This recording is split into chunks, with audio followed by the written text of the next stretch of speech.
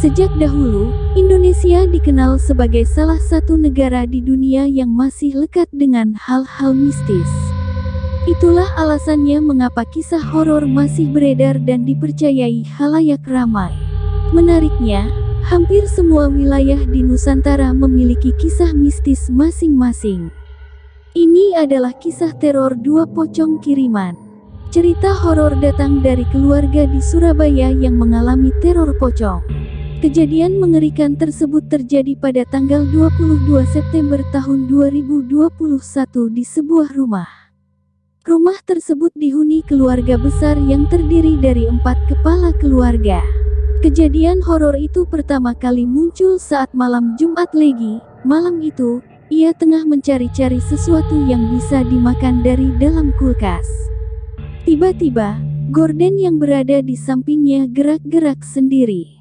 Hal yang sama pun terjadi pada gorden kaca di ruang tamu. Sesaat kemudian, aroma busuk menyeruak yang entah dari mana sumbernya. Tiba-tiba ujung gorden samping gerak-gerak, melembung-melembung ditambah ada bau busuk dan ada angin lirih. Meski usianya masih anak-anak, rupanya ia cukup berani. Lantaran penasaran, ia memberanikan diri membuka gorden yang berada di sampingnya. Sesaat kemudian, ia dibuat penampakan pocong di kaca. Wajahnya hitam dan kosong. Tak ada mata, hidung, atau mulut. Itu membuatnya benar-benar merinding. Bocah tersebut kemudian berjalan menjauh. Mulutnya tercekat. Alih-alih berteriak, sepatah kata pun tak keluar. Ia kemudian balik badan dan jalan menuju kamar sang nenek yang mengalami masalah penglihatan akibat stroke. Bukannya aman, teror kembali berlanjut. Bahkan, di dalam kamar, ia melihat pocong dengan lebih jelas. Tentu penampakannya lebih mengerikan. Badannya lebih besar dengan tengkorak tanpa bola mata. Bahkan, sosok tersebut mengeluarkan suara mengeram yang menambah kesan mengerikan. Aku enggak pernah nangis kalau lihat hal begitu. Baru pas dengar suaranya tiba-tiba langsung takut banget. Aku nangis sekencang-kencangnya. Bangunlah nenek dan beberapa orang rumah, termasuk mama. Setelah beberapa orang datang, sosok pocong tersebut menghilang, lembut dan perlahan seperti kepulan asap. Ia kemudian menceritakan pengalaman tersebut kepada anggota keluarga yang lain. Ia kemudian digendong sang ibu ke kamar.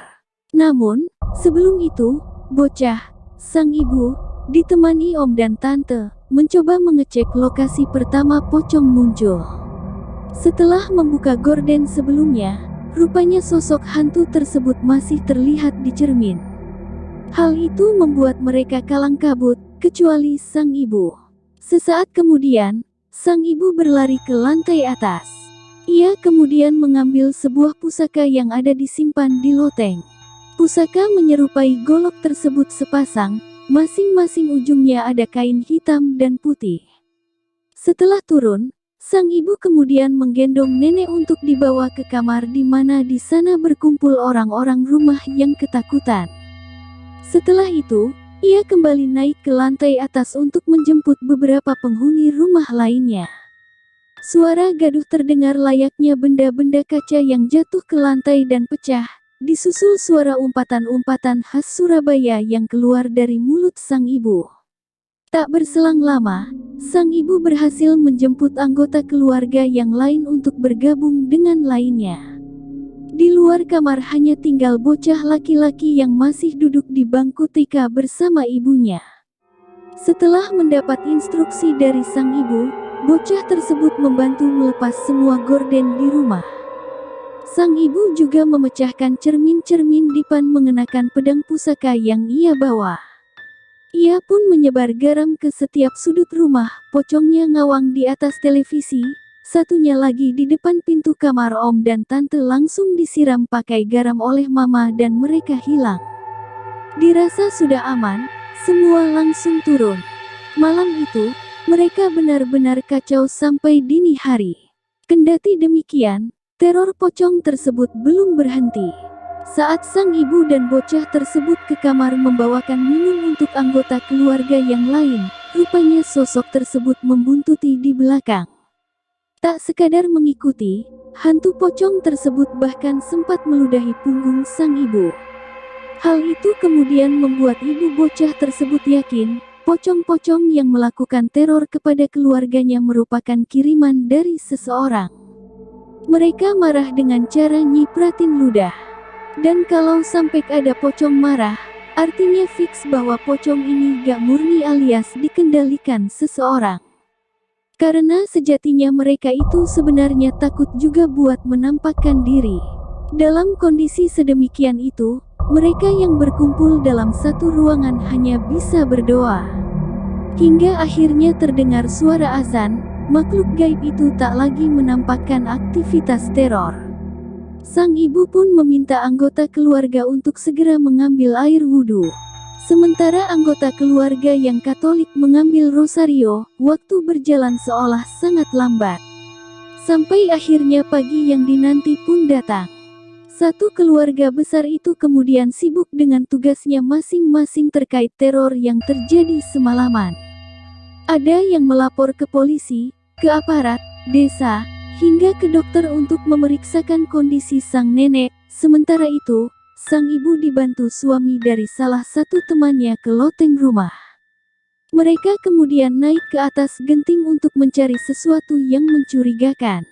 Benar saja, di sana mereka menemukan 2 bungkusan kain kafan berukuran kecil. Bentuknya lonjong kayak lontong. Pas dibuka, isinya pretelan tulang campur tanah. Aromanya tanah kuburan. Bungkusan tersebut kemudian didoakan beramai-ramai oleh warga dan Pak D bocah tersebut bersama rombongan teman-teman dari pondok. Hal itu dilakukan untuk mengetahui siapa pengirim teror pocong itu. Disaksikan oleh warga, 2 bungkusan tersebut kemudian terbang ke arah rumah sang pengirim. Rumah tersebut tidak lain ternyata adalah tetangga dekat sendiri. Rumahnya berada di depan rumah keluarga besar sang nenek yang dihuni oleh anak, menantu, dan cucunya. Sang tetangga diketahui sebagai seorang tukang jahit yang tajir. Ia memiliki tanah luas dan kos-kosan. Hubungan 2 keluarga tersebut juga sebelumnya terbilang baik-baik saja. Polisi kemudian mencoba memanggil pemilik rumah, tapi tak ada jawaban. Sampai akhirnya pintu rumah dibuka paksa. Polisi dan warga pun dikejutkan oleh pecahan kaca, boneka, dan peralatan-peralatan yang identik digunakan untuk santet, berserakan di dalam sana. Namun, hari berikutnya polisi berhasil mengamankan dukun santet tersebut di rumahnya yang lain. Hal itu berkat salah satu penghuni kos yang membocorkan bahwa dirinya diajak ketemu sang pemilik kos alias si dukun untuk membayar listrik. Setahun kemudian, tanah beserta rumah dan kos milik dukun itu akhirnya dibeli oleh seseorang. Bangunan-bangunan rumah dibongkar, namun, ada satu petak ruangan di pojok rumah yang belum dibongkar. Sementara para penghuni kos dibantu warga setempat untuk pindah ke tempat kos lain. Pada akhirnya, keluarga yang diteror tersebut kembali hidup aman dan tentram. Itulah kisah teror 2 pocong kiriman. Jika kalian terhibur jangan lupa terus dukung channel ini dengan cara subscribe untuk dapat terus berkembang ke depannya. Sampai jumpa di next video.